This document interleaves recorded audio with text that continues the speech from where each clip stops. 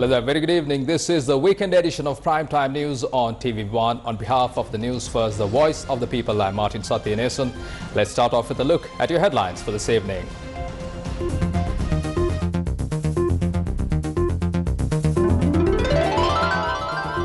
Chinese joint venture to dredge and clean the Tissa Maharama River temporarily halted. National security cannot be compromised by commercial agreements. Legal opinion on sightings of individuals clad in uniforms similar to the Chinese military. Asela Sampath released on bail. Chintagamara Singha, who came to his aid, involved in an accident. Corpse of a man whose hands and legs were bound, found in the Kalni River. Farmers continue to protest, demanding for fertilizer. 715 million rupees to pay compensation to fishermen affected by the Express Pearl disaster.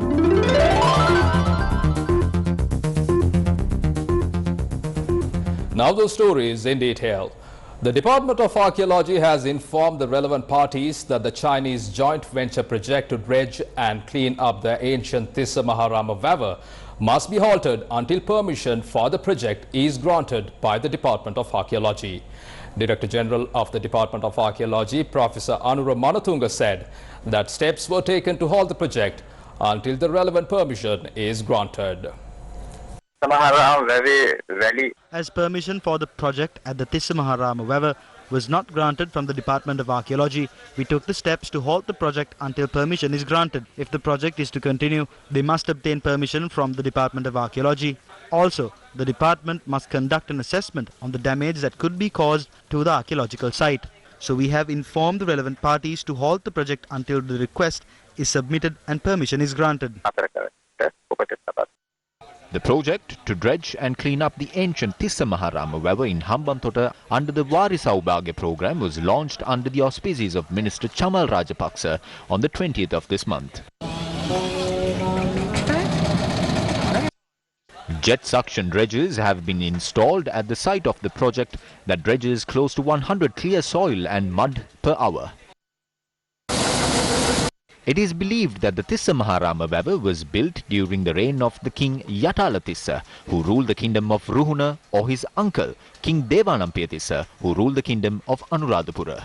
The farmers in the area also spoke of the project to dredge and clean up the Tissa Maharama River. The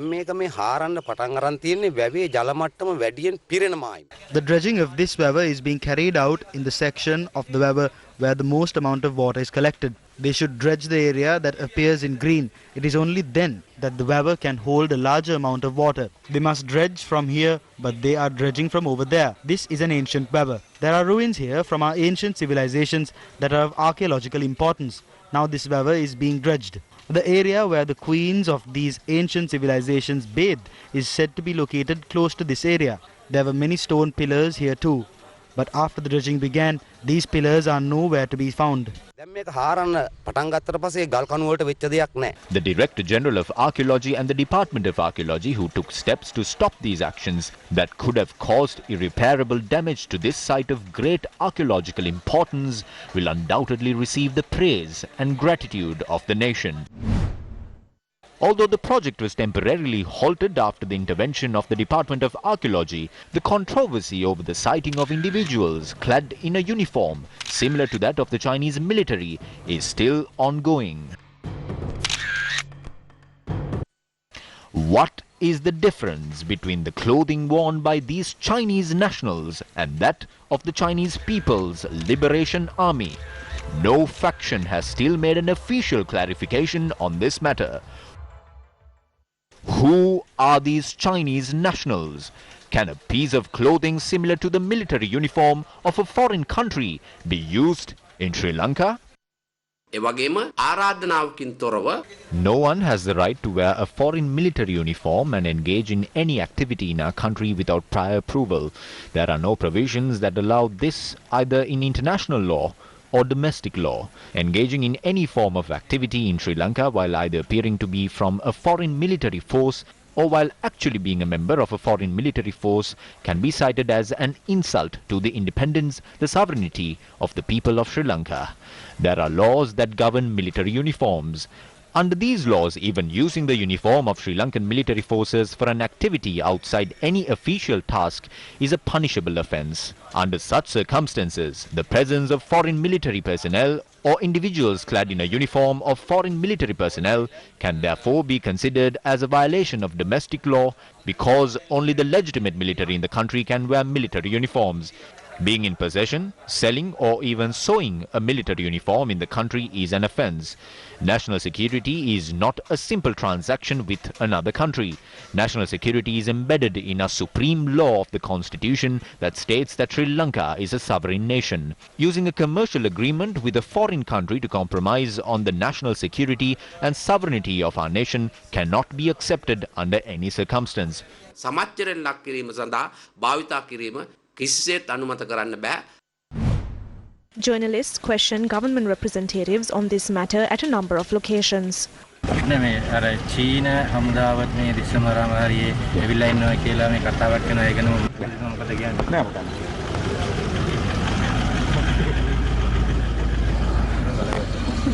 Wise Minister Mahindananda Alutkamage, who is usually not reluctant to answer questions raised by the journalists, leaving these questions unanswered. Is it because he fears these questions? Or is it because he is not involved in this project? මහචාර්යතුමා අර තිස්සමහරාමේ වැව තැන හමුදායන් දුගඳගෙන චීන නිලධාරීන් කීප දෙනෙක් ඉඳලා තියෙනවා. ඒ තැන රජය අවධානය යොමු කරලා තියෙනවා. මට ඒ සම්බන්ධයෙන් අවබෝධයක් නැහැ. Now in the future, even if a member of our security detail is a person who has long eyes, he too might be accused of being a member of the Chinese military. We must look into what has happened here and then speak about it. Who permitted their entry? Are they attached to the Chinese military? From where did they get those uniforms? Who gave them those uniforms? If they are based in here, why are they here? Many questions have been raised on this matter. Therefore, I think the Secretary to the Ministry of Defence or the Minister in charge must clarify these matters to the general public. Otherwise, silence will give rise to more suspicion among the general public and eventually lead to these suspicions being confirmed. Meanwhile, a sea cucumber farm has been set up with no approval in the Puvarasan Island in the Punarine Divisional Secretariat in the Kilinochchi district in a joint venture between Sri Lanka and China. The Puvarasan Island in Kilinochchi is a breathtaking location that has a valuable ecosystem. Residents on the island say that they have urged the authorities to take the necessary steps to provide them with a farm to breed sea cucumber on a number of occasions, but their efforts were to no avail. The government should have given this project to us instead of giving it to a Chinese company. We would have taken care of it. We have more than 50 years of experience in this business. We could have carried this out perfectly. If we let other countries enter our country in this manner, they will reap benefits from our resources. Ultimately, our children will have to step out to the streets in hunger. Residents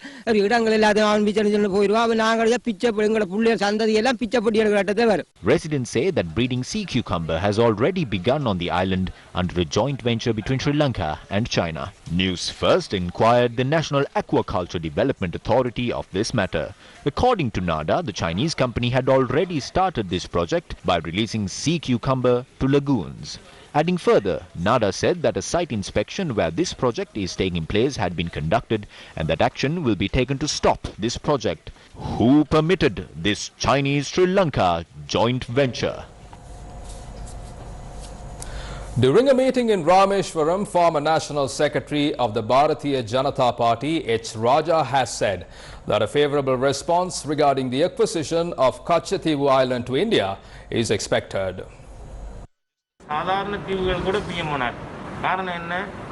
Our Prime Minister travelled to the island states because of the influence China has over our region.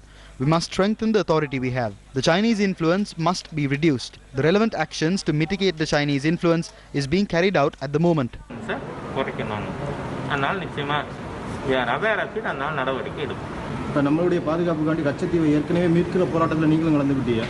The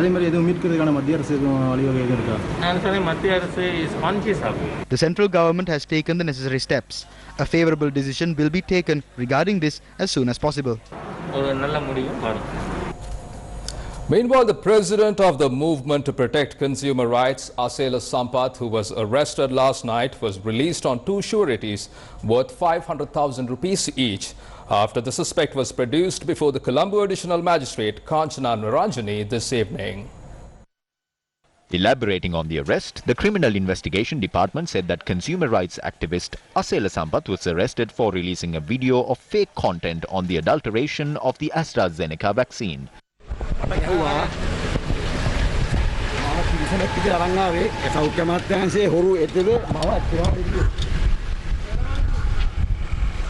Daughter of Asela Sampath releasing a video on social media said that her father was taken away by an unidentified group of people while he was at his home. President of the Movement to Protect Consumer Rights, Asela Sampath, expressed his views to the media after he was released on two sureties. I had a near-death experience for the first time in my life last night. I stayed with responsibility. What happened has been captured on CCTV cameras installed in our neighbour's house. I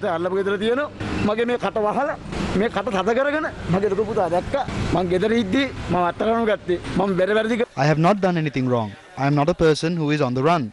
More than 10 people came and dragged me out of the house. They were not wearing any uniforms and they did not cite any reason.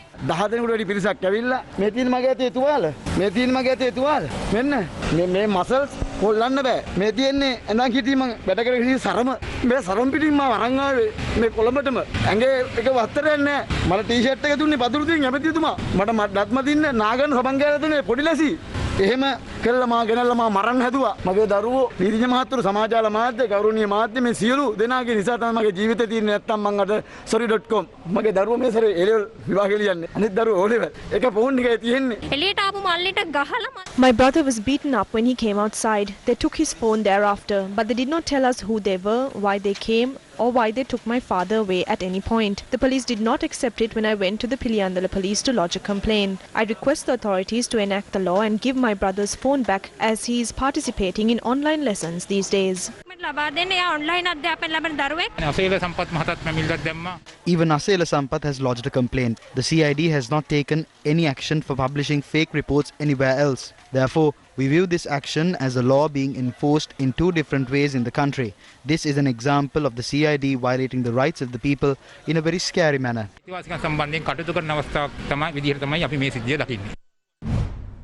Meanwhile, civil activist Chintaka Amarasinghe, who attended the court case of consumer rights activist Asela Sampath, expressed the following views.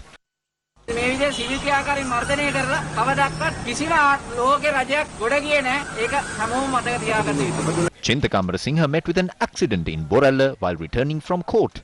Chintaka Amarasinghe was admitted to the Colombo National Hospital as he suffered from injuries during the accident. The motorcyclist behind me was travelling at a high speed when he knocked me down. The motorcyclist simply rode off after that. I was almost run over by another car. I am in a lot of pain. Please conduct a proper investigation into this.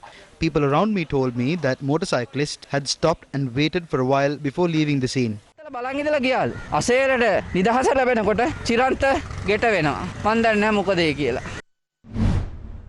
Several views were expressed regarding the arrest of President of the Movement to Protect Consumer Rights, Asela Sampath. This is how police arrest people. The issue here is that he is a trade union leader. Police making arrests are normal. It happens in many instances due to many reasons. That is the law. One person has raised accusations over this particular arrest. It is the police that makes the arrests. It is a common occurrence. පොලිසියනේ අත්අඩංගුවට ගන්න මිනිස්සුන් ඉතින් ඒක සාමාන්‍ය තත්ත්වයක්. ජනාධිපතිතුමා ජාතිය අමතන වෙලාවේ As the president was addressing the nation, civil activists have said that Asela Sampath was dragged out of his home last night by the police. If Asela Sampath has committed a crime, there is a process to be followed for his arrest after recording a statement. As he was arrested, his child's phone was taken too. They are school children. The government is cornering and arresting individuals who express their views. අද මර්ධනයක් ක්‍රියාත්මක කරන්න ලෑස්ති වෙනවා රජය.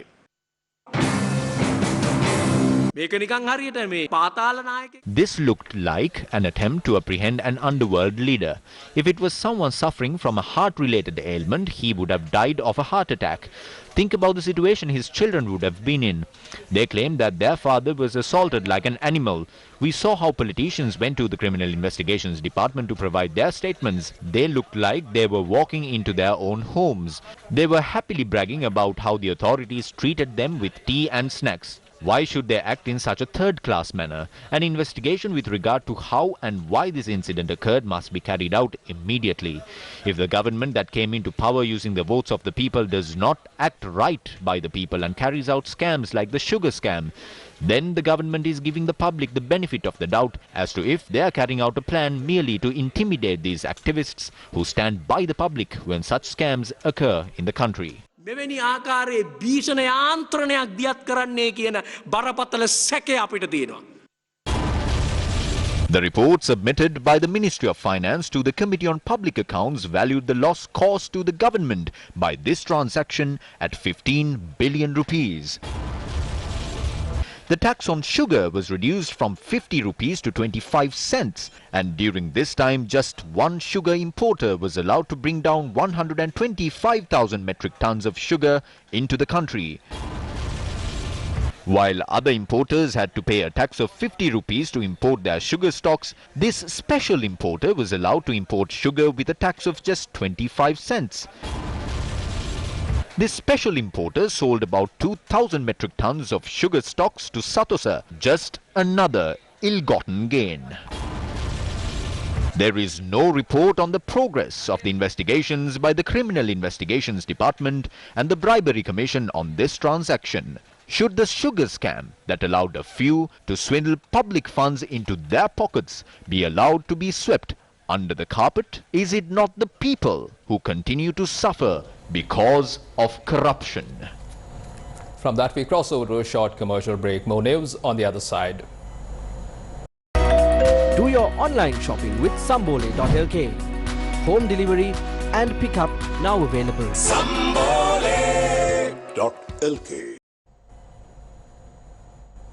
Welcome back to the news. The protest launched by a group of inmates atop the roof of the Valikada prison was called off today. The security at the Valikada and Mahara prisons have been beefed up as well.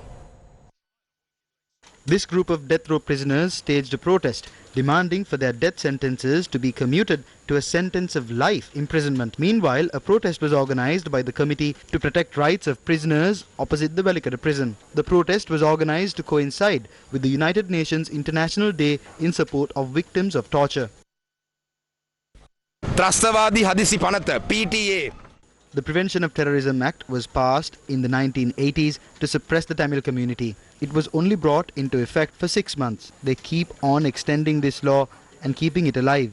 According to the Act, even we can be arrested by an investigation officer under the charges of inciting terrorism. All of us as Sri Lankans must unite to repeal laws like the Prevention of Terrorism Act.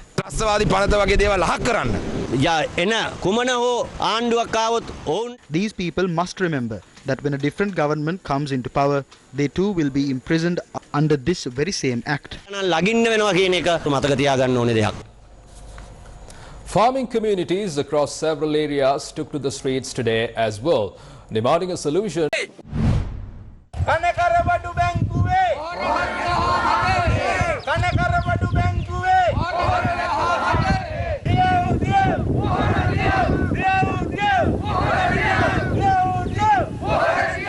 This was the protest staged by farmers in Opalgama, Naula, Matale.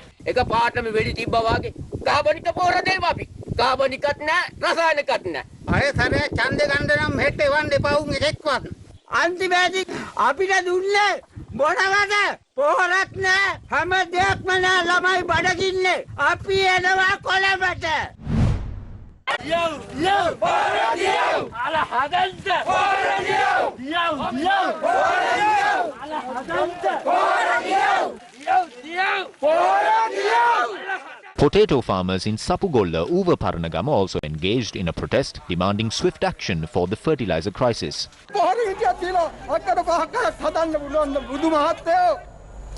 While farmers continued their protests across the country, these were the views expressed regarding the stock of rice available in the country.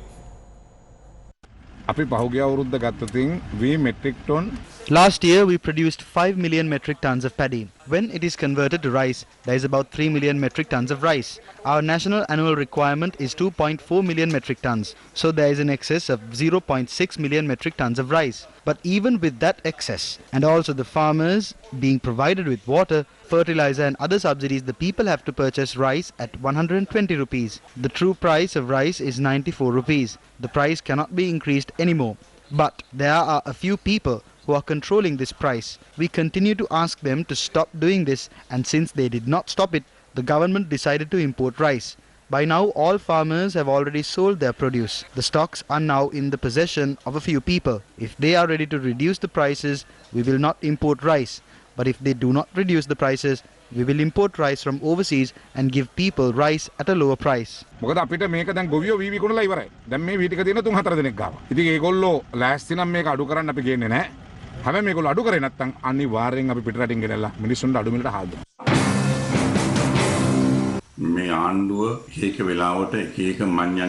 This government does some strange things. Bandula Gunawardena is contradicting Mahindananda Ludgamage. Now Mahindananda is making statements on the stocks of paddy. Bandula Gunawardena is saying something completely different on the same matter. How can the people believe the various figures on the stocks of paddy in the country when this government was not able to calculate the correct number of patients who contracted and died of COVID-19 and reveal it to the country?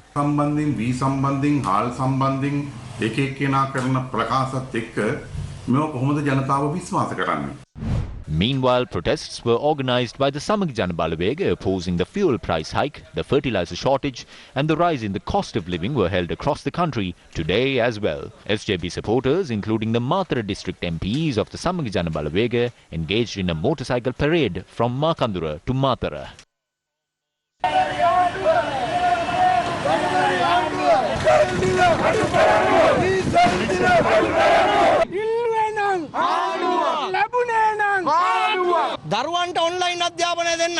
The government that was incapable of providing school students with online education tried to sell liquor on the internet. The entire nation, with the rise in the cost of living, has come to a dire state.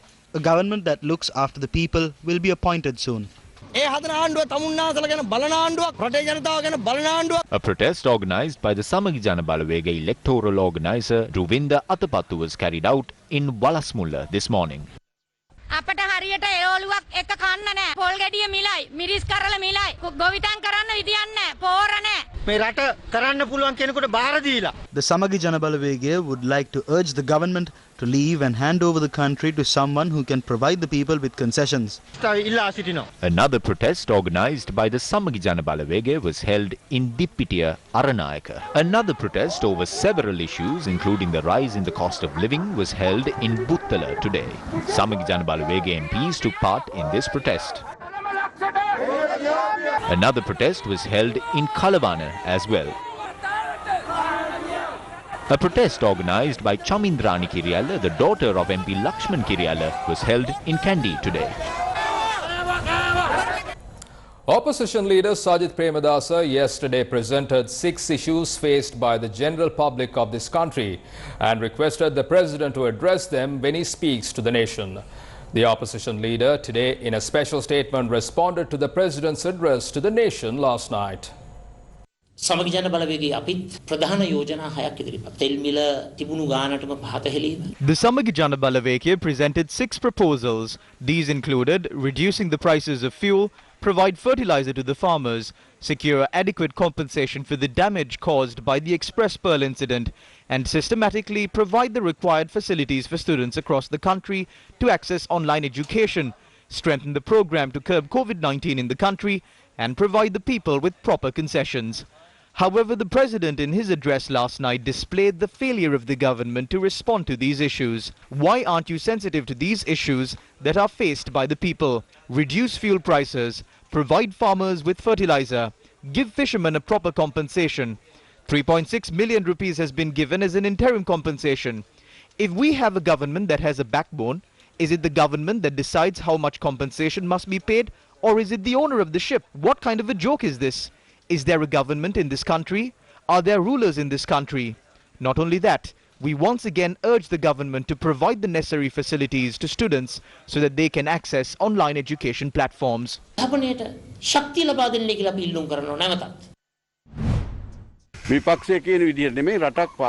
Ruling a country is not as easy as the opposition points out. When we came into power, COVID was not there. Today the country is in a dire economic state.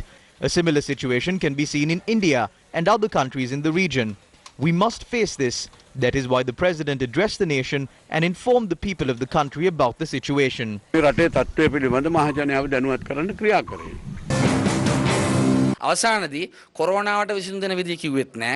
In the end, they did not clarify how solutions will be provided to the COVID situation and how online education will be provided, and even on the reduction of fuel prices. He did not speak of how prices of goods can be reduced. He did not mention any serious issue in the country. But he says that national security was strengthened. How can national security be strengthened? We saw on the television individuals wearing Chinese military uniforms in our country. News of military warships anchoring around our oceans is also being reported. It was reported that Indian drones are circling over our territory. It feels like the people of this country are trapped in an army camp. The fire reported about the MSC Messina ship in the southern seas has been extinguished and brought under control by the ship's crew. The MSC Messina, which sails under the Liberian flag, arrived at the port of Colombo from the port of Durban in South Africa on Tuesday, the 22nd of this month. It then sailed from port of Colombo to Singapore on Wednesday, the 23rd. According to the Sri Lanka Navy, Sri Lanka was informed about the fire that broke out in the engine room of the ship on the 24th of this month. However, the Marine Environment Protection Authority said the vessel had already begun sailing to its destination, Singapore, and the ship had caught fire while sailing in seas 480 nautical miles from the Great Bases Reef Lighthouse. Indian media reported yesterday, quoting the Indian Coast Guard, that 28 crew members were on board the ship at the time of the incident, and one of them is missing. The damage caused to the pristine environment in Sri Lanka and the society by the Express Pearl incident is still not over. Over a month after the Express Pearl disaster, another turtle carcass has washed ashore to the Kudapayagala multipurpose fishing port. As of now, more than 110 turtle carcasses have washed up along the Sri Lankan coastline. Even to this day, the reason behind these deaths has not been identified.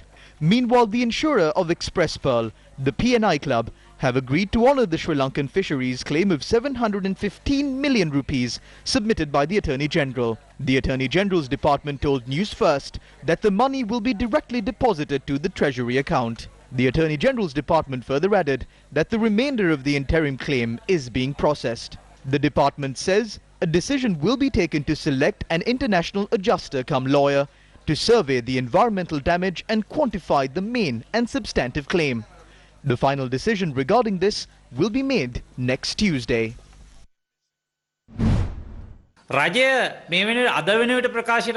The government has announced that 720 million rupees will be given by the company that owns the Express Pearl vessel, and this 720 million rupees will be provided to the fishermen of this country. The government is now preparing to distribute 720 million rupees among the fishing community and wash their hands of this issue. We would like to question the government as to if the Fisheries Department or any other government institution had assessed these damages. Reveal to us exactly how much the damage was assessed at. According to the information that we received, this damage has been estimated at 1,596.911 million rupees. We are not satisfied with this assessment. They have assessed that the damage caused to the fishermen as a result of this incident is 1,596 million rupees. When the damage has been assessed at 1,596 million rupees, our Ministry of Fisheries and the Minister of Fisheries is trying something out with this 720 million rupees. This is just half of the actual damage. Do not try to just distribute this sum of money among the fishermen and wash your hands of this issue.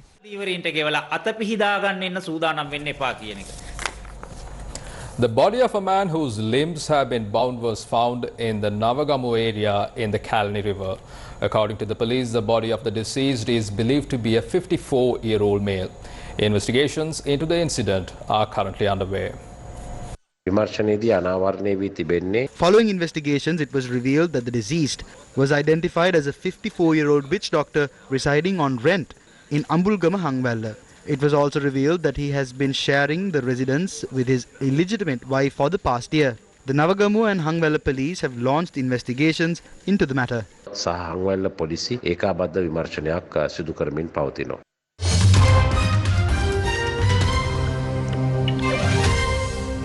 Shifting attention to international news, the U.S. former police officer convicted of murdering George Floyd in Minneapolis in May last year has been sentenced to 22 years and 6 months in jail. The judge said Derek Chauvin's sentence was based on, quote, your abuse of a position of trust and authority and also the particular cruelty shown, unquote, to Floyd. Floyd, aged 48, died after Chauvin knelt on his neck for 9 minutes. I'm not a bad guy. You ain't gonna win. Turn it into energy. His murder sparked global protests against racism and police brutality under the Black Lives Matter movement. To march.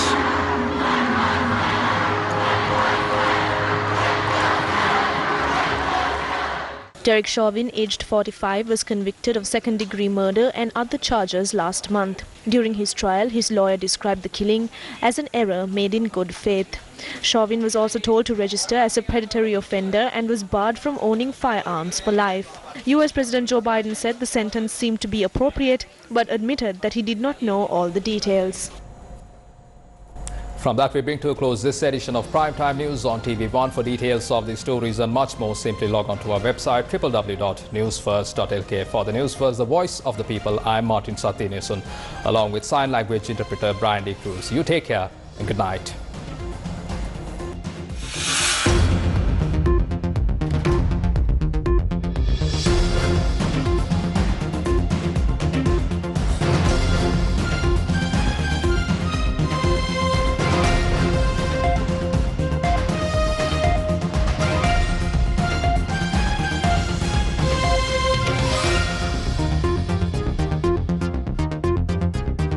ගම් මැද්ද නායකත්ව